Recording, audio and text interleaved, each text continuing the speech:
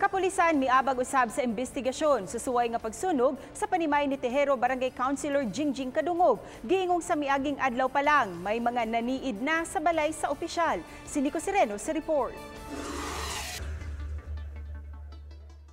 Gitutukan sab sa kadagkuan sa Waterfront Police Station ang insidente sa panimay ni Konsehal Jingjing Kadungog.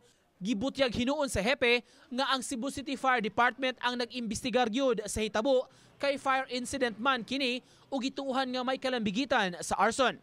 Napod may amo ang may katabang sa ilaha, we will give the necessary information or evidence ug na magali nga mahatag sa atoa. Gipasalig sa kapulisan, padayon ay ilang gihimo nga roving sa dapit labi na panahon sa kagabhion. Taliwa kini sa kabalaka sa mga silingan sa hitabo sa kakuyaw nga maangin sab ang ilang mga panimay. Namantay ko diha detail diha na patrol car nato. Mugali to kami during the incident we are just saddened sa incident kay wala na-inform namo immediately so that makaresponde ang pulis. Si Kapitan Boyek Galang sa Barangay Tejero mipasalig sab nga may pagpatrolya sila sa ilang mga tanod sa lugar. Walay komunikasyon ang kapitan kang Kadungog kay naka-leave kini. Sukad sa insidente nga naglambigit kang Kadungog, dihang gikatahong gibanhigan ang iyang sakyanan, mi-leave og unom ka buwan ang konsehal. Manghangyo ta nga ingato man gani dili lang mo taos punto ingato kay simbako dako yung damage niya ang mga tao nga surround ba ug mawadag panimalay kuan kayo luoy kayo.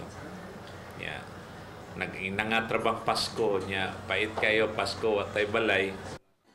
Matod sa mga silingan sa konsehal, niadtong Lunes, may duha ka tawo nga giingong nagkuha sab og hulagway sa balay ni Kadungog. Nakuhaan sila sa CCTV footage.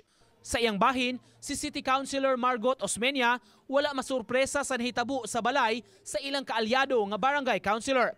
Gipahibaw na niya sa insidente si Mayor Tomas Osmeña. It was not an accident. In other words. Amoy duda kinsa behind.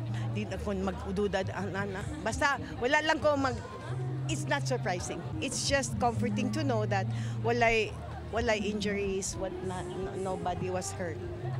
Nico Sireno, Balitang Bisdak.